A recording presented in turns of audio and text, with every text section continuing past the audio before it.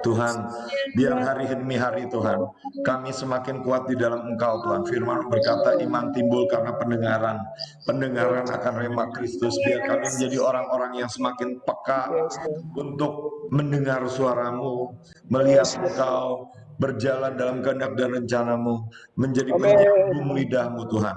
Kami terima Tuhan berkat-Mu, kami percaya Tuhan, stiker yang Kau berikan ini menjadi warisan Tuhan, bahwa Engkau memberikan hal-hal yang ilahi di dalam nama Tuhan Yesus. Engkau memberikan otoritas, Engkau memberikan kemampuan untuk menggemakan suaramu Tuhan, kemampuan untuk hidup dalam jalan-jalan-Mu, kemampuan untuk membuka langkah melalui mesbah yang kami bangun.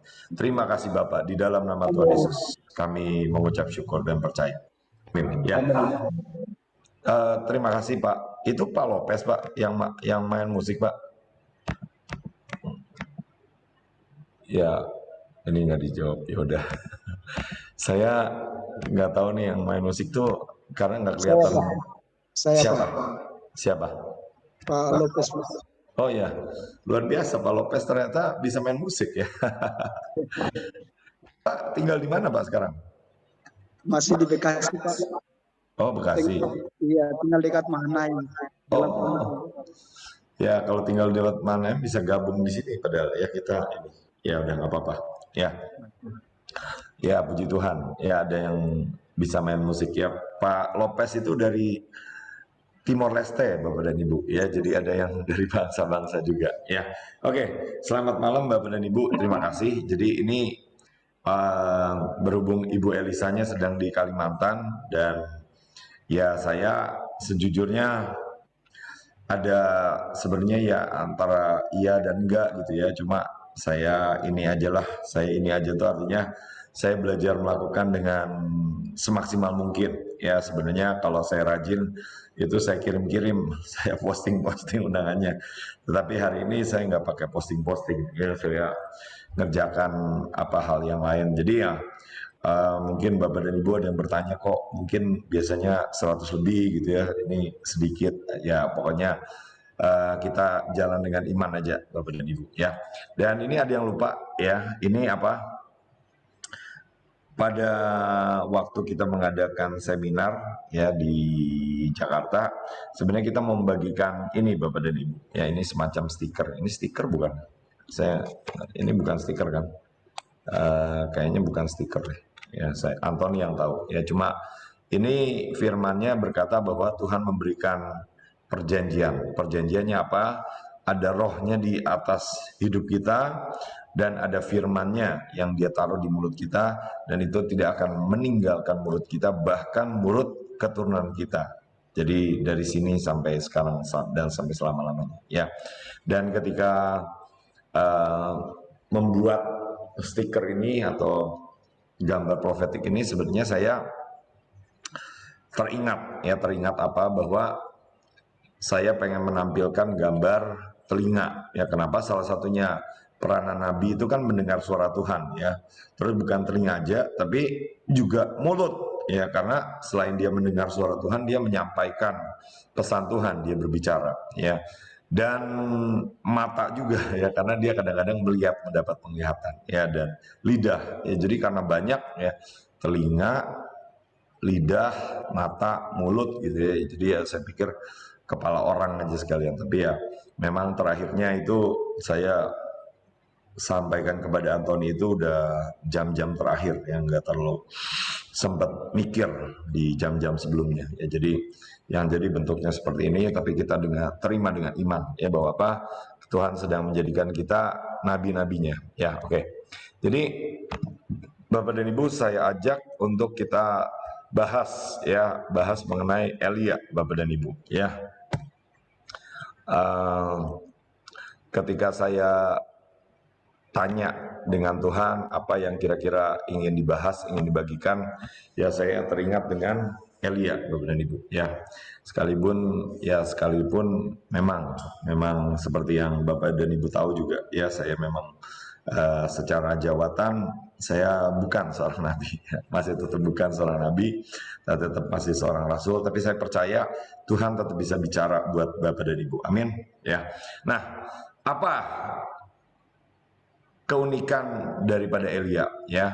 Ibu Iin sebenarnya pernah bahas ya, dan ada beberapa seri khotbah Bu Iin mengenai Elia, setidaknya satu mengenai apa ya, ketepatan kalau nggak salah ya, dan satu lagi itu membalikkan satu bangsa kepada Tuhan. Coba hari ini poin yang saya ingin tekankan, yang saya ingin garis bawahi, yang saya ingin kita pelajari dan kita renungkan adalah bagaimana Elia ini mengalami pengangkatan, Bapak dan Ibu ya. Karena kalau Bapak dan Ibu ingat ya, pesan-pesan Tuhan hari-hari ini mengenai sejak putaran terakhir itu mengenai pengangkatan ya, bahkan nama Bahtera ya, itu bicara mengenai satu janji pengangkatan. Kenapa? Hari-hari terakhir itu seperti hari-hari Nuh ya, di mana Tuhan meluputkan Nuh dan keluarganya ya. Dan ini buat saya itu perjanjian yang saya pegang erat-erat ya. Perjanjian gimana ya, misalnya gini Bapak dan Ibu ya, ada orang itu keluar dari Bahtera ya, kecewa ya. Saya nggak tahu Bapak dan Ibu sudah berapa lama di Bahtera ya, tapi kan Bahtera itu berdoa buat menahan bencana ya, berdoa untuk minta lawatan, dan saya cukup lama untuk melihat orang-orang yang tidak bertahan ya, orang-orang yang keluar, orang yang pergi, orang-orang yang kecewa ya. Kenapa ya? Banyak hal ya, dan memang namanya manusia juga. Nuh aja bukan orang yang sempurna, dia jatuh, dia sempat telanjang dan mabuk ya, mungkin ada kekurangan atau apapun. Cuma ketika saya merenungkan Bapak dan Ibu ya, tetap ya merenungkan, maksudnya gini ya, alternatifnya apakah saya mungkin cari yang lain gitu ya. Nah, saya tuh tiba-tiba di hati saya itu ada rasa takut gitu loh, gentar, saya nggak berani ya.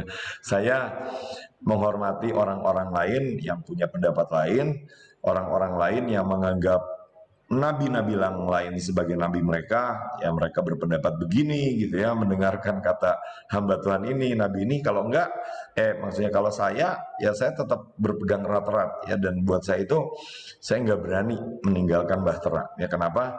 Buat saya itu satu perjanjian, satu apa ya, pokoknya saya menggandol ya. Menggandol tuh berpegang, berpaut, dan saya percaya ya, sama sebagaimana Nuh dan keluarganya diluputkan masuk dalam Bahtera. Nah, saya berdoa saya juga termasuk yang diangkat ya. Jadi saya tuh kalau lihat orang keluar dari Bahtera itu menurut saya, wih, berani juga ya. Ya, saya tidak menghakimi Bapak dan Ibu ya, apapun yang Bapak Ibu alami atau ini, saya bukan pada bagian saya untuk menghakimi. Nah, jadi ayatnya berkata bahwa Elia memang terangkat Bapak dan Ibu, ada di dua raja-raja ya. Mereka yaitu Elia dan Elisa sedang berjalan terus sambil berkata-kata. Nah, tiba-tibalah datanglah kereta berapi dengan kuda berapi memisahkan Elia dan Elisa. Lalu naiklah Elia ke sorga dalam angin badai. Nah, jadi saya rasa juga bukan kebetulan bahwa ini disebutnya sebagai sekolah nabi ya, dan Ibu Elisa itu juga namanya Elisa ya. Jadi saya percaya ada satu ada satu benang merah, ada satu cerita ya, kisah yang bisa kita pelajari dan kita ambil ya. Dan kisah apa ini Bapak dan Ibu? Ya, menurut saya ini memang cerita mengenai pengangkatan, tapi saya ini ajak ya, atau saya ajak ini kita merenungkan beberapa poin dari sini ya. Nah, Elianya sih memang diangkat dan Elisanya memang tidak diangkat, tetapi Elisanya mewarisi jatah double portion ya. Dan apa sih yang dimaksud dengan jatah double portion Bapak dan Ibu ya? Saya percaya itu bukan sekedar gelar, itu bukan sekedar gaya-gayaan gitu ya, saya mendapat jatah double portion. Tetapi pengertian yang saya tangkap, yang saya imani, atau saya sampai pada pengertian itu adalah orang yang mendapat jatah double portion itu artinya orang yang melanjutkan pekerjaan daripada orang yang sebelumnya. Maksudnya apa? Sebagai contoh di kasus ini berarti Elisa melanjutkan pekerjaannya Elia ya. Jadi kalau Elia dulu tugasnya bernubuat, menyampaikan pesan, nah berarti setelah itu menjadi tugasnya Elisa, bukan sekedar gaya-gayaan sekarang saya bisa membelah laut, membelah sungai, bukan sekedar gaya-gayaan. Sekarang roh Elia sudah hinggap pada Elisa, tetapi yang jelas ada satu tongkat estafet, ada sesuatu yang harus dilanjutkan, ya. Dan memang seperti kita juga renungkan, kita pelajari beberapa bulan ini, ya, Elisa itu cukup ajaib, ya. Kenapa? Karena sebenarnya kelihatannya dia mengikuti Elia itu bukan dalam waktu yang terlalu lama, ya. Kenapa? Karena kalau Bapak dan Ibu lihat ayat-ayatnya, wah ini kayaknya sebentar ya, saya mute dulu, ya. Saya nggak tahu.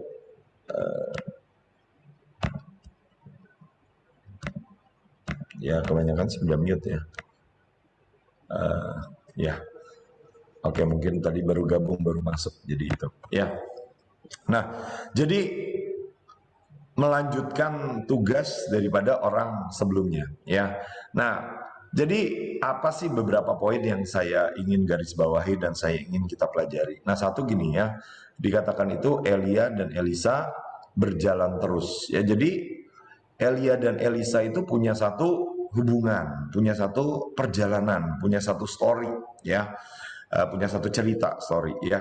Dan Elia itu membangun juga generasi murid-murid lainnya, ya. Setiap kali dia ke kota Yeriko, dia berkata itu ada rombongan nabi, ya. Dan Ibu Iin menjelaskan bahwa rombongan nabi itu berarti nabi-nabi yang dimuridkan, nabi-nabi yang juga diajar oleh Elia. Tapi kenapa mereka tidak mewarisi? Tapi yang mewarisi, yang melanjutkan tugas adalah Elisa, ya. Nah, ini menjadi pertanyaan dan istilahnya menjadi apa? Menjadi perenungan supaya apa? Supaya kita bisa ngambil Bapak dan Ibu. Nah, jadi saya mau garis bawahi beberapa poinnya nanti ini ya, saya balik ke sini lagi, tapi saya balik ke sini ya. Jadi Bapak dan Ibu, nah ini poin tugas siapa yang kita lanjutkan ya. Nah, saya ini sedang bicara salah satunya itu mengenai tugas daripada Pak Yusak. Ya, Pak Yusak itu kerjaannya Bapak dan Ibu apa? Ya, kerjaannya kalau secara sehari-hari itu kelihatannya apa? Kelihatannya nggak banyak melakukan hal yang spektakuler, ya. Paling-paling kadang-kadang khotbah, ya. Tapi di hari-hari terakhir itu beliau itu nggak terlalu banyak khotbah, nggak terlalu banyak bergiat, ya. Baca Alkitab aja sehari 30 pasal, ya. Terus mungkin kalau ada persekutuan dia berdoa gitu ya. Tetapi Bapak dan Ibu, beliau ini adalah orang yang bahasa saya itu menopang, memegang, bertanggung jawab bahkan atas Indonesia, ya. Saya nggak tahu bagaimana ya beberapa hal itu membuktikannya, ya. Jadi kalau Bapak dan Ibu percaya ya syukurlah, tapi kalau nggak percaya mungkin bertanya-tanya apa buktinya Pak Yusik bertanggung jawab. Ya, saya belum bisa menjelaskan, cuma gini ya, ada cerita yang buat saya itu membekas, ya. Jadi Ibu Lani, ya, Ibu Lani itu kan Elisanya Pak Yusak, ya. Ibu Lani itu beberapa hari terakhir atau beberapa bulan terakhir menjelang kepulangan Pak Yusak itu seringkali ditanyain oleh Pak Yusak, ya. Pak Yusak itu sering manggil terus nanya, manggil terus nanya, ya. Dan Pak Yusak itu kalau nanya itu ada jawaban-jawaban yang benar, ya. Tapi kalau jawabannya salah, ya Pak Yusak itu bukan marah, ya. Tapi Pak Yusak gimana? Nanti nanya lagi, ya. Nah, pertanyaan apa yang sering ditanyakan Pak Yusak, Bapak dan Ibu? Tahu nggak? Ya, Pak Yusak itu bertanyanya gini ya. Saiki sopo sing nyekel, ya.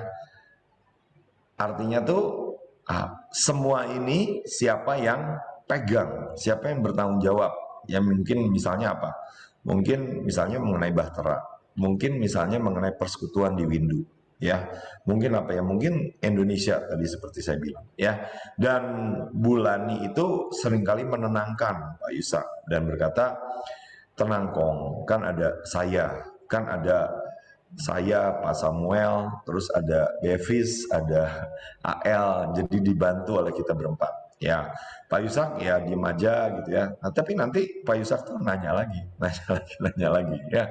Jadi kelihatannya itu bukan istilahnya pertanyaan yang jawaban yang terlalu tepat gitu ya. Nah, tapi saya dengar kesaksian dari Ibu Iin ya bahwa apa? Ya memang di hari-hari terakhir ya salah satunya ketika Pak Yusak ke Pak Yusak. Pak Agung itu meninggalkan Pak Yusak duluan, itu Pak Yusak sebenarnya cukup kaget. Ya kenapa? Pak Yusak itu sebenarnya sebagai bapak, sebagai pemimpin, sebagai seorang yang tertua, itu sangat mengharapkan Pak Agung sebagai mungkin istilahnya Elisanya gitu ya.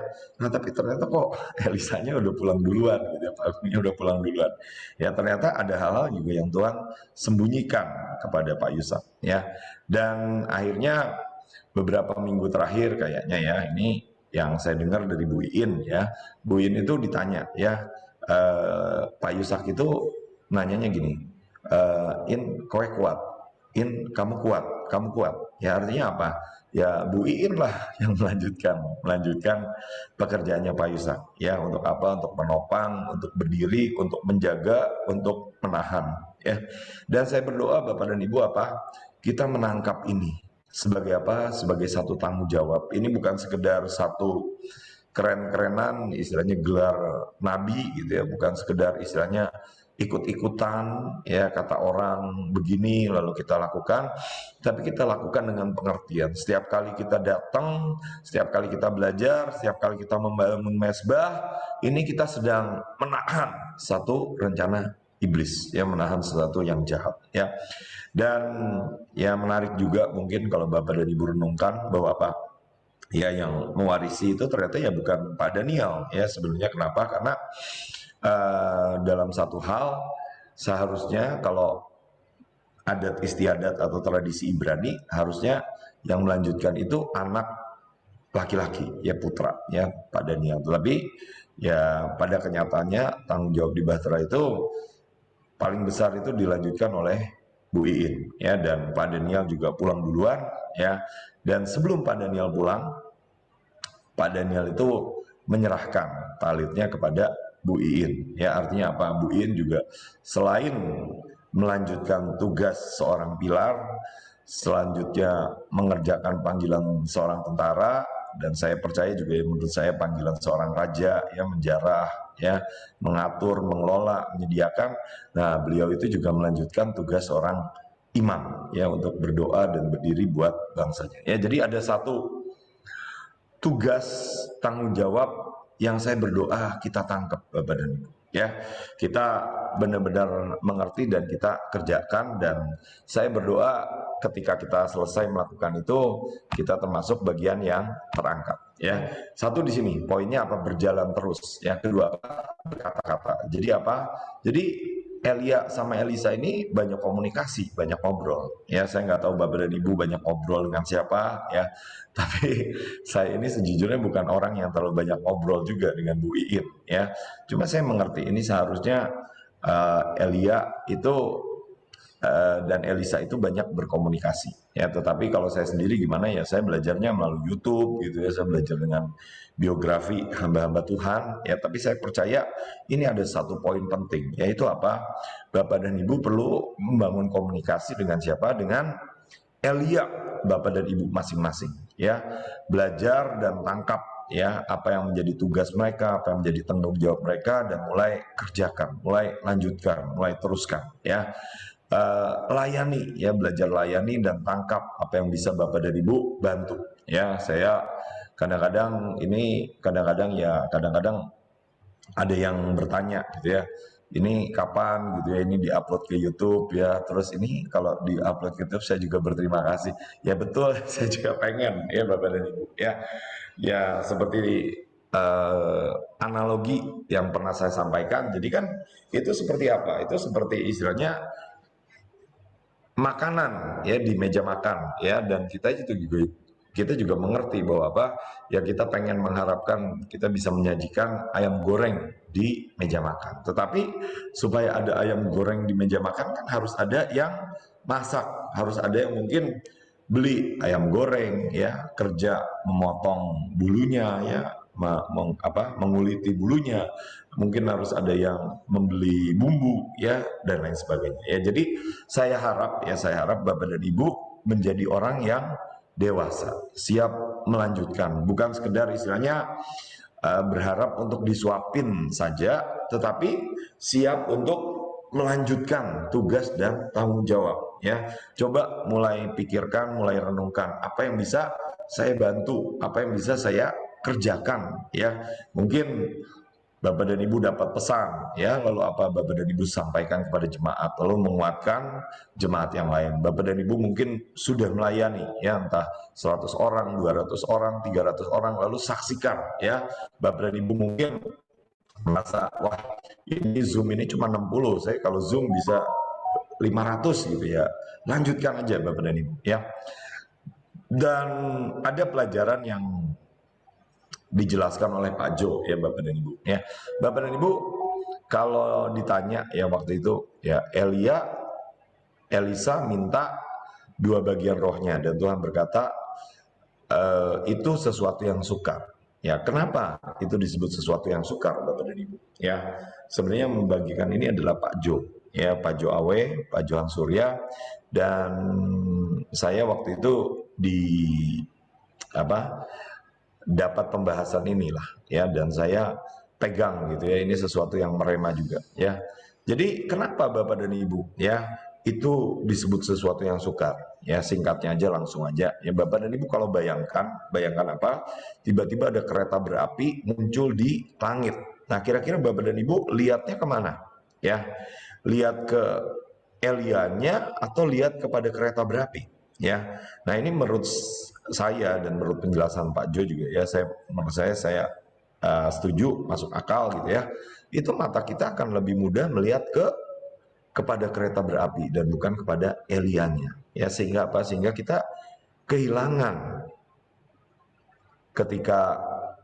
momen ketika Elia itu terangkat daripada Elisa. Ya, jadi saya dorong, saya himbau untuk apa? Untuk kita fokus, ya, belajar, bukan istilahnya, misalnya contoh, ya, saya lagi belajar misalnya lihat Ibu Elisa, wah, ke 34 provinsi, ya, kita bukan sekedar iri, ya, bukan sekedar istilahnya kok nggak saya gitu, ya, bukan Ibu Elia, tapi belajar bagaimana Ibu Elisa membayar harganya, apa yang dia lakukan, bagaimana dia mengejar Tuhan, bagaimana dia mencari Tuhan, bagaimana dia bernubuat, ya.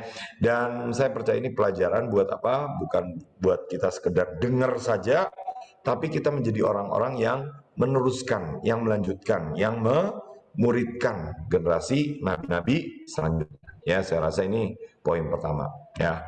Jadi Elia dan Elisa terangkat, ya, dan saya percaya hari-hari ini kita akan merayakan kembali pengangkatan, dan pengangkatan hari kenaikan Tuhan hari pada tahun ini itu aneh, ya. Anehnya apa? Karena bersamaan dengan Lebaran, ya, hari raya Idul Fitri, ya. Jadi apa, ya, mungkin saya rasa ada pesan Tuhan juga, ya. Nah, poin berikutnya Bapak dan Ibu yang saya ajak kita lihat dan kita pelajari, ya. Jadi saya lihat, ya, Elia itu adalah seorang yang nabi yang membapai, ya. Ketika Elisa melihat itu, teriakan Elisa adalah bapakku, bapakku, papaku, papaku, mungkin dedi gitu, ya, mungkin, ya, bahasanya, ya. Dan Elisa berarti menjadi anaknya Elia, ya. Dan ya saya rasa ada juga, ya, seperti apa contohnya di perjanjian baru, ya, misalnya seperti Paulus memuridkan anak rohaninya yaitu Timotius memuridkan anak rohaninya yaitu Titus, dan selanjutnya, ya. Dan buktinya memang Elisa juga melanjutkan. Elisa itu memuridkan, sehingga memuridkan juga, dan saya rasa membapai juga, ya. Sehingga apa? Sehingga ketika Yoas itu raja yang dilayani mendapat nubuatan pada waktu masa Elisa hidup, dia tidak sekedar memanggil Elisa sebagai nabi, ya. Saya nggak tahu, ya, kalau misalnya Saul memanggil Samuel itu siapa, ya, Daud memanggil Samuel siapa, ya, kelihatannya saya nggak tahu ada kata yang khusus, panggilan yang khusus, ya. Tetapi Yoas ini memanggil Elisa sebagai bapak, ya. Jadi apa? Saya percaya kita ini perlu menjadi bapak, kita perlu mengadopsi, kita perlu mengasihi, memuridkan, ya. Dan hari-hari ini saya percaya ini penting, ya. Kenapa? Karena kita sedang melawan roh yang mau mengaborsi, Ya, kenapa? Karena dia nggak senang punya anak. Ya, dia ya roh ini ya cara pikirnya. Ya, cara pikirnya adalah mungkin buat dia anak itu beban, ya. Dan ada roh apa? Roh Molok, ya. Molok itu senang dan menerima penyembahan bayi-bayi. Ya, jadi ini adalah musuh kita ternyata Bapak dan Ibu di akhir zaman. Ya, contohnya apa ini contohnya ya. Saya nggak menghakimi ya, tapi Bapak dan Ibu tahu ya ada orang-orang ya, orang-orang siapa yang setuju dengan depopulasi gitu ya. Siapa namanya? Nah, kalau hamba Tuhan Pak Lukas itu nyebutnya yaitu ya siapa biang geger. Biang geger yang mengertilah ya. Ya, tetapi kita percaya ya Tuhan berjanji bahwa di atas batu karang ini Tuhan mendirikan jemaatnya, pasukannya, dan gates of hell ya pintu-pintu gerbang alam maut tidak akan menguasainya ya. Ada seorang pangeran ya baru meninggal ya, pemimpin negara, dia disebut pangeran, tapi dia pernah mengeluarkan celutukan bahwa apa, dia merasa jumlah penduduk dunia terlalu banyak ya, dan dia berkata bahwa apa, kalau dia mati dia balik lagi sebagai virus ya, untuk apa, untuk mengurangi jumlah penduduk dunia. Nah, ini satu spirit Bapak dan Ibu. Kenapa? Karena peperangan kita bukan melawan darah dan daging, tapi melawan penguasa, penghulu, pemerintah, dan roh jahat di udara. Ya, jadi bagian kita bukan menghakimi, tapi saya percaya bagian kita mengadopsi. Ya, tetapi untuk mengadopsi ini kita sendiri perlu sudah diadopsi. Ya, kenapa? Karena ada roh lagi yang membuat orang itu tidak merasa teradopsi, yaitu apa? Roh yatim piatu namanya. Ya, roh apa? Contohnya seperti Ismail. Ya, Ismail itu ditolak. Ya memang oleh karena kejadian yang dihadapi, Tuhan berkata usirlah Ismail ya, dan itu merupakan peristiwa yang kalau saya pun mengalami hal itu ya, menurut saya nggak aneh kalau dia terluka ya, dia akhirnya menjadi orang yang istilahnya yatim piatu atau orphan, atau mungkin lebih cocoknya itu yatim ya, nggak merasa punya bapak. Makanya dari kalangan mereka itu nggak pernah nyebut dirinya itu sebagai anak ya. Mereka kalau ke tempat ibadah mereka itu mereka sebutnya tamu gitu ya. Nah, ini sekali lagi kita bukan menghakimi ya. Hari-hari ini lagi ada kasus rame ya mengenai itu ya, penistaan ini bukan masalah penistaan Bapak dan Ibu ya, tapi kita supaya belajar rohnya ya. Nah, rohnya apa? Roh yatim piatu. Nah, itu harus kita lawan, kita balikan dengan roh adopsi. Ya, jadi setiap kita ini harus mengerti Bapak dan Ibu bahwa kita ini anaknya Tuhan, ya, diadopsi oleh Tuhan sendiri. Gimana caranya? Ya minta ya, supaya apa? Tuhan itu menyatakan dirinya kepada kita sebagai Bapa. Dan ketika kita dapat itu, kita juga akan bisa menjadi Bapa buat orang-orang lain. Ya, saya bukan orang yang terlalu istilahnya ya, kemarin Ibu Iin kesaksian ya, bahwa apa, saya ini autis ya, dan memang Bapak dan Ibu saya itu ada sisi nggak pedulinya EGP-nya ya. Tetapi kemarin itu ada orang yang bersaksi ya, dibilang apa ya, dia ini kesaksian dibilang gini ya, saya tuh kalau melihat Bapak seperti ngelihat Bapak saya sendiri. Wah, puji Tuhan, ya, itu adalah tanda-tanda yang baik. Artinya apa? Artinya ini ada sesuatu yang Tuhan kerjakan di dalam hidup saya. Ya, jadi Bapak dan Ibu, kita juga punya prinsip yang sama. Ya, prinsip yang sama misalnya apa? Ya, kalau kita ini membagikan, mengajarkan, kita ini nggak hitung-hitungan, ya nggak hitung-hitungan, dikit-dikit istilahnya umumkan kolekte gitu ya. Kenapa? Karena istilahnya ya seperti orang tua, ya orang tua itu punya tanggung jawab untuk ngasih anak makan, ya, ya. Bukan sekedar transaksi, bukan sekedar jualan, bukan profesional bisnis, tapi ya seorang ayah, seorang ibu ya memang tanggung jawabnya memberi makan, mengajar pada anak-anaknya ya. Dan saya berdoa kita menangkap hal ini dan kita meneruskan ya kepada yang lain Bapak dan Ibu. Dan ini ternyata menjadi suara apa? Suara yang digemakan oleh dan generasinya ya Bapak dan Ibu. Kemarin saya sempat bagikan batu ya, singkatnya aja ya, pada waktu yang datang ya, atau yang monitor mengikuti dari Zoom. Yang batu itu kalau dalam bahasa Ibraninya eben ya, seperti apa kata Ebenezer ya. Dan eben itu menarik Bapak dan Ibu. Kalau Bapak dan Ibu lihat di kanan bawah, di kanan atas, itu terdiri dari dua kata, yaitu apa? Kata ab ya, bapak, sama kata ben, sama anak ya. Jadi batu itu apa? Ya batu itu bukan sesuatu istilahnya gini ya. Ya batunya sih ya batu yang mati ya. Wah, Bapak dan Ibu berkata mungkin saya nggak dapat batu, ya nggak apa-apa ya. Kalau mau kita bisa kirimin batu ya.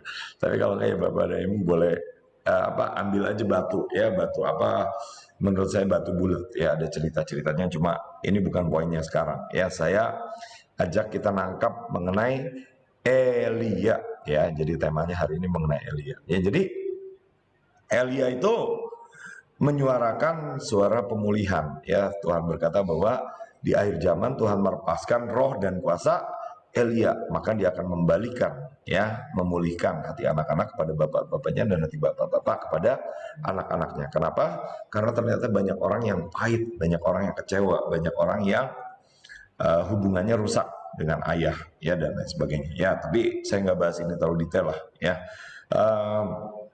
Cuma saya ajak kita tangkap rohnya dan kita perangi ya. Kenapa? Tadi saya sudah jelaskan, tadi saya sudah singgung bahwa kita berhadapan dengan spirit Moloch ya. Spirit itu orang yang menyembah Moloch mengorbankan anak-anaknya ya, dan itu ada bentuk apa? Bentuk aborsi ya, roh aborsi. Sehingga apa? Di negara-negara tertentu itu berhak ya, mereka itu setuju untuk apa? Mengaborsi anak sampai umur 99 bulan, Bapak dan Ibu. Ya, ini sangat mengerikan. Karena apa? Karena 9 bulan itu orang itu sebenarnya udah hidup ya, organ-organ tubuhnya sudah sangat nyata gitu ya. Tetapi karena mereka dipengaruhi roh itu, mereka bisa sepakat. Nah, jadi Bapak dan Ibu, sekali lagi gini, bagian kita bukan menghakimi, tapi kita membalikan keadaan. Kenapa? Karena itu bisa mengenai siapa saja, bahkan termasuk orang-orang Kristen juga ya. Saya nggak terlalu bahas detailnya lah ya, yang mengerti lah ya. Jadi saya berdoa apa? Kita tangkap pewahyuan ini dan kita bergerak dengan apa? Dengan pewahyuan ini kita mengerti bahwa kita adalah anak-anak Allah yang membinasakan perbuatan-perbuatan iblis itu, termasuk perbuatan roh pembinasa keji, roh Moloch, roh nabi palsu dan lain sebagainya ya. Dan kita percaya apa? Kita pasti akan lihat lawatan di akhir zaman. Ini adalah janji Tuhan ya. Dan saya harap Bapak dan Ibu nggak bingung lah ya. Tapi ini saya singgung sedikit aja. Tapi ada kata membangun ya, yaitu Bana ya. Jadi kayaknya sepertinya masih ada hubungan dengan tadi Eben ya. Ada apanya? Ada bednya, ada apa mungkin N-nya gitu ya. Tetapi saya nggak bahas secara detail ya. Sekali lagi ini bukan pelajaran mengenai bahasa. Cuma poinnya apa Bapak dan Ibu? Kita ini punya tugas untuk apa? Untuk membangun orang lain, untuk menguatkan orang lain, untuk memuridkan orang lain. Kenapa? Hari-hari ini banyak gereja yang terhenti, banyak gereja yang udah nggak ibadah ya. Jadi kita ini harus menguatkan orang-orang lain ya, orang-orang yang sedang lemah kita perlu topang, kita perlu bangun ya. Dan ini ada beberapa kata ya, yang dari kata Bana ya. Kenapa? Nah, ini sedikit saja, karena seorang rasul itu tugasnya membangun Bapak dan Ibu ya. Seorang nabi itu bernubuat, tapi seorang rasul itu tugasnya, pekerjaannya, job description-nya itu membangun ya. Makanya mandat seorang rasul itu dari Matius 16, di atas batu karang ini aku akan membangun jemaatku, mendirikan jemaatku, mendirikan pasukanku ya. Jadi Bapak dan Ibu juga punya tugas ya, bukan apa, bukan hanya baik-baik saja mendengarkan hari Kamis dan hari Jumat, tetapi hari-hari lain Bapak dan Ibu punya tugas untuk membangun, untuk memuridkan, untuk mengajarkan ya. Dan itu akan ditimbang ya, seberapa kita itu dianggap cukup sama Tuhan dan bisa terangkat ya. Dan ini Bapak dan Ibu ya, ini mungkin istilahnya ada ciri daripada rohnya Elia, yaitu apa? Elia itu ternyata membawa suara pemulihan, suara hati Bapak ya, suara roh adopsi, roh pemulihan yang membuat hati anak-anak berbalik kepada bapaknya dan hati anak-anak kepada bapak-bapaknya. Ya, tadi saya sudah contohkan bagaimana bagaimana spirit moloh, spirit pembina kasa keji itu mau memusnahkan anak-anaknya. Ya, tetapi saya berdoa Saya berdoa ada suara yang lebih keras, suara kenabian, suara kerasulan, suara pemulihan, roh dan kuasa Elia yang dilepaskan atas suatu bangsa, suatu kota, sehingga kita mengadopsi, sehingga kita menjadi orang yang membapai ya banyak orang ya. Jadi memang saya pelajari hal ini dan saya terbebannya itu lebih dengan provinsi Jakarta ya, DKI Jakarta ya. Kalau disingkat kalau singkatannya DKI itu daerah khusus ibu kota ya. Jadi Jakarta tuh punya peranan, punya tugas sebagai ibu buat kota-kota yang lain ya, buat provinsi-provinsi yang lain. Punya tugas untuk apa? Untuk memberkati, mengasuh ya, mungkin istilahnya maaf kata menyusui ya. Tetapi Bapak dan Ibu ya, kalau orang nggak mengerti ya, dia bisa apa? Dia bisa beroperasi dalam roh yang kebalikannya, yaitu apa? Yaitu mencuri. Mencuri dari apa? Misalnya gini ya Bapak dan Ibu ya. Misalnya dari Jakarta ambil berkat atau ambil dari pendapatan asli daerah dari provinsi yang lain. Akibatnya apa? Provinsi yang lain itu nggak berkembang, ya nggak dapat uang, miskin, dan mereka ini jadi kecewa. Ya contohnya apa? Contohnya ini kasus saja. Ya saya rasa ini cukup umum. Ya misalnya apa? Papua. Ya orang Papua itu pengen merdeka. Kenapa? Salah satu persepsi yang umum dulu adalah apa? Mereka ini merasa dianaktirikan, merasa dirugikan, ya berkat-berkatnya dirampas. Makanya apa? Makanya mereka ini senang, ya. Saya bukan istilahnya berkata bahwa presiden yang sekarang sempurna, ya. Saya percaya setiap orang juga ada kekurangannya, tetapi Pak Jokowi itu orang yang datang ke Papua, orang yang memberkati Papua, orang yang bikin jalan, ya, bikin stadion di Papua. Ya, jadi saya berdoa Bapak dan Ibu, itu satu roh yang ada pada hidup kita, di mana apa? Di mana ketika kita lihat orang yang terbuang, kita bisa mengasihi, kita mengadopsi ya semaksimal mungkin, mempedulikan ya. Dan saya percaya apa? Ini akan memulihkan dan menyiapkan jalan untuk kedatangan Tuhan. Kenapa? Ya, Bapak dan Ibu lihat bahwa apa? Suka nggak suka, kita lihat bencana itu semakin banyak Bapak dan Ibu ya. Ada BNPB itu mengeluarkan data bencana ya. Kalau dulu BNPB nggak ngeluarin data bencana, tapi sekarang ini kita tahu semua ya bahwa apa, per bulan April itu sudah 1.200 bencana. Jadi tiap bulan sudah 300 ya. Tiap bulan 300 berarti tiap bulan itu tiap hari 10 bencana ya. Padahal dulu 20 tahun lalu, tahun 2002, itu setahun cuma bencananya cuma 143, berarti sebulan cuma 12 Bapak dan Ibu. Ya sehari nggak sampai satu bencana, 3 hari baru satu bencana. Ya jadi ini ada hukumnya. Hukum apa? Bahwa dunia memang semakin jahat ya, dan upah dosa adalah maut ya. Jadi hari-hari ini Bapak dan Ibu, kita ini sedang melihat penggenapan daripada Yesaya 60 ya. Yesaya 60 apa yang saya maksud? Nah ini saya jelaskan sedikit. Nah di Yesaya 60 dikatakan gini ya, kekelaman menutupi bumi dan kegelapan menutupi bumi dan kekelaman menutupi bangsa-bangsa ya. Saya udah dengar Yesaya 60 ini ya dari 10-20 tahun yang lalu ya. Tapi saya itu dulu bertanya-tanya, saya bingung ya apa maksudnya, apa bedanya, kenapa dibedakan antara bumi dengan bangsa-bangsa. Nah sekarang saya tahu Bapak dan Ibu. Kenapa? Karena kalau kekelaman ini, kegelapan yang tadi itu lebih bicara mengenai tempat ya. Tetapi ada satu kegelapan, ada satu maaf ya, kekelaman atau deep darkness ya, yang menutupi bangsa-bangsa. Yaitu apa? Orang ini cenderung semakin jahat Bapak dan Ibu. Kenapa? Ya karena ada roh-roh yang dimasukkan. Ya, jadi Bapak dan Ibu hari-hari ini sedang terjadi dengan roh apa? Dengan roh penyesatan, roh sihir. Ya, saya pernah jelaskan beberapa kali. Jadi saya nggak ngulang. Tapi kalau Bapak dan Ibu mau perlu penjelasan ya nanti bisa ngobrol-ngobrol sama temen ya, tanya di grup ya, supaya Bapak dan Ibu harus pastikan bahwa hari-hari ini Bapak dan Ibu menjadi orang yang mengerti apa yang terjadi hari-hari ini, bahwa apa?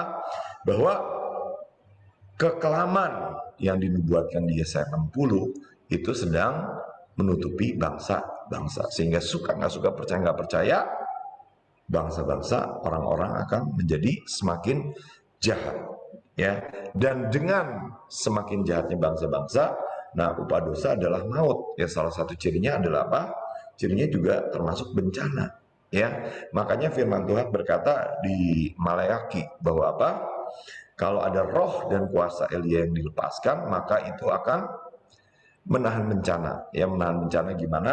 Tuhan berkata supaya aku jangan memukul bumi sehingga musnah. Jadi pukulan Tuhan terhadap bumi ya atau bencana itu tergantung kepada apa? Tergantung juga terhadap hubungan antara ayah dengan anak, antara bapak dengan anak ya. Saya berdoa kita menjadi orang yang mengerti ya, dan menjadi orang yang mengadopsi, menjadi orang yang sungguh-sungguh terus ya. Seperti apa? Seperti Ayub datang kepada Tuhan dan memintakan ampun buat dosa anak-anaknya ya. Ayub punya 10 anak ya pertamanya, tapi dia anak-anaknya selalu hidup dalam maksudnya mungkin hidupnya berpesta pora ya, sehingga Ayub ini takut anak-anaknya berbuat dosa. Jadi dia datang kepada Tuhan sebagai imam dan datang terus untuk meminta ampun ya.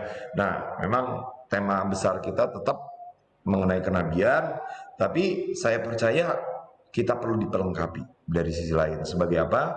Sebagai nabi yang mengadopsi, nabi yang membangun, nabi yang menyuarakan pemulihan, nabi yang memulihkan hubungan-hubungan ya. Dan saya percaya Yesaya 60 tetap akan terjadi, yaitu apa? Ya, kemuliaan Tuhan dinyatakan hari-hari ini Bapak dan Ibu. Itu kebohongan demi kebohongan itu semakin apa? Semakin terbongkar. Ya, misalnya apa? Kebohongan apa? Ya, Bapak dan Ibu. Kemarin itu saya ada satu grup ya, dan di satu grup itu ada yang ngirim. Yang ngirimnya apa? Ngirimnya itu ada lagunya, lagu rohani ya.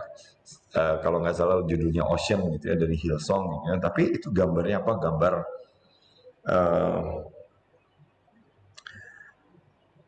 orang kremasi ya, dan kremasinya banyak ya. Katanya apa ya? Katanya India lah, kita tahu Bapak dan Ibu ya. Tetapi ini di hati saya itu saya berkata, ini kayaknya bukan, ini kayaknya ngibul gitu ya. Jadi ya saya bukan menghakimi juga ya. Kenapa? Ya karena kan orang juga ya mungkin dia maksudnya baik Bapak dan Ibu ya, dia anak Tuhan juga ya.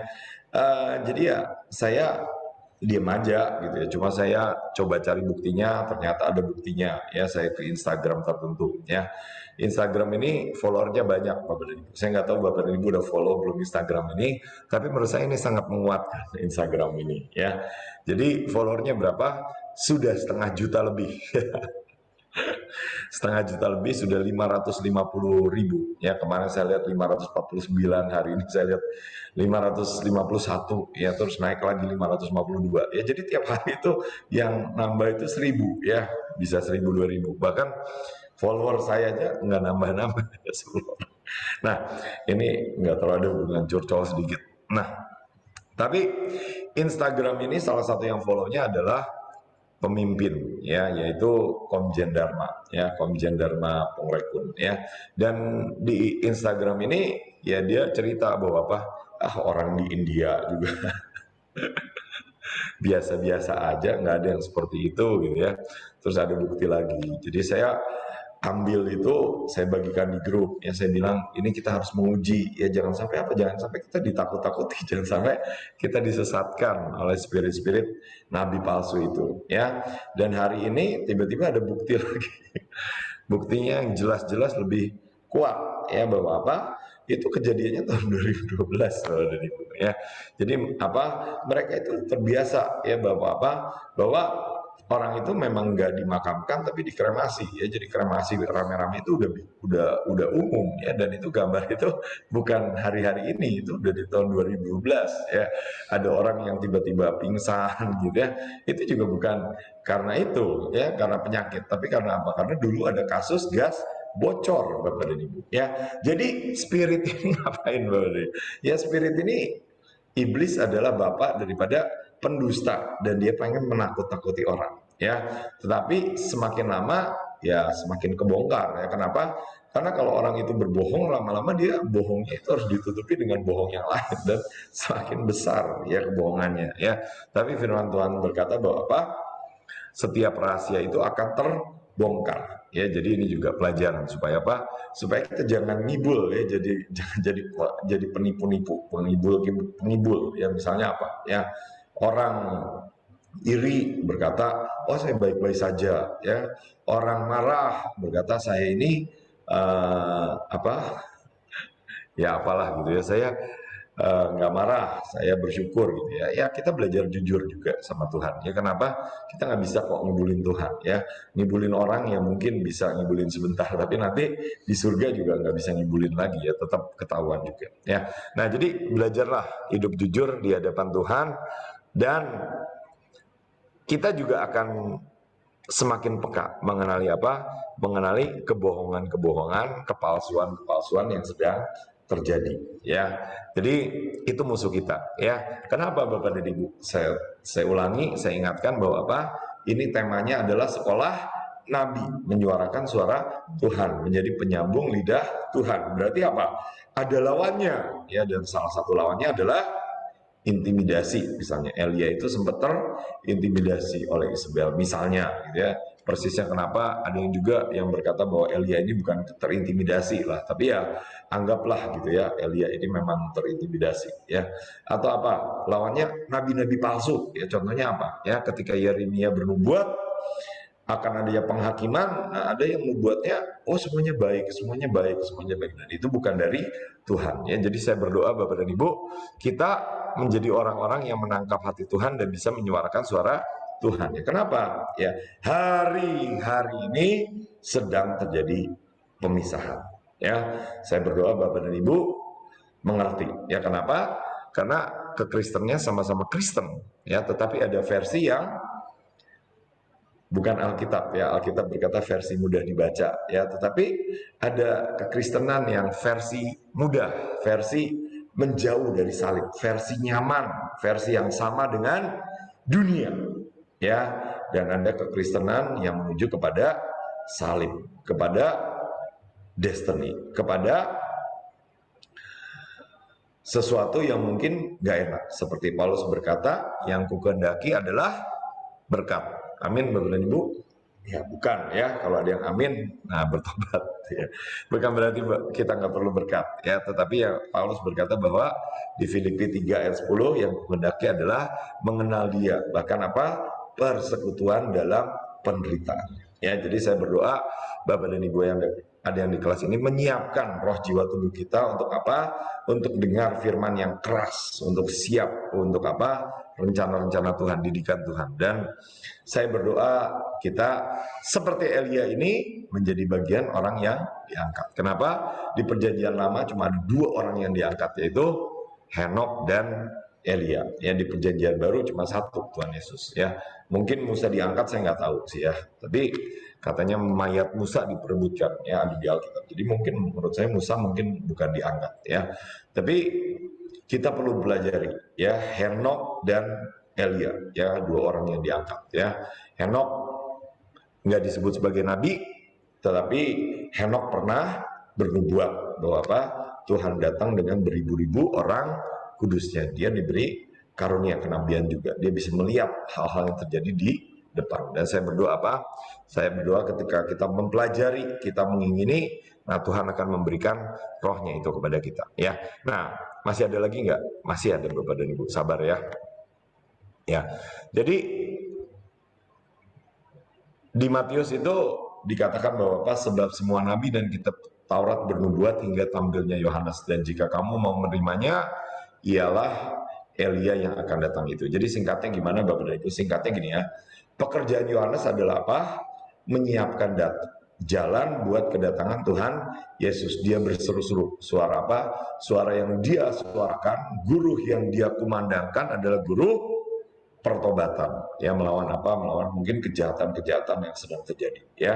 Jadi hari-hari ini ada peperangan, ya, peperangan suara, ya. Suara apa?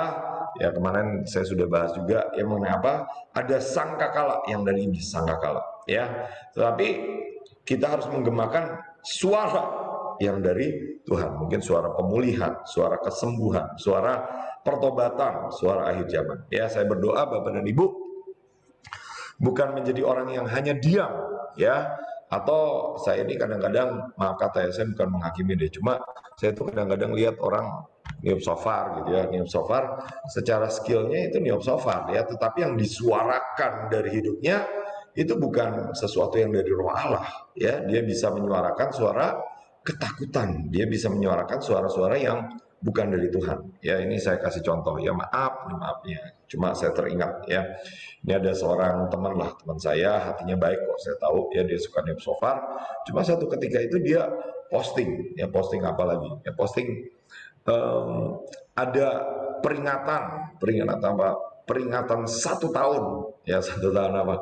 1 tahun pandemi, ya, dan orang-orang dari departemen tertentu itu mereka semua pakai, ya, pakaian APD gitu ya, lalu nyanyi gugur bunga pakai angklung, ya. Nah, Bapak dan Ibu, kita ini harus peka-pekaan, ya, peka-pekaan dengan spirit, ya. Istilahnya itu bukan sekedar kesenian, ya, Bapak dan Ibu, tetapi spirit itu sedang berusaha menyebarkan ketakutan, menyebarkan suara kebohongan, suara daripada nabi-nabi palsu dan penyesatan, ya.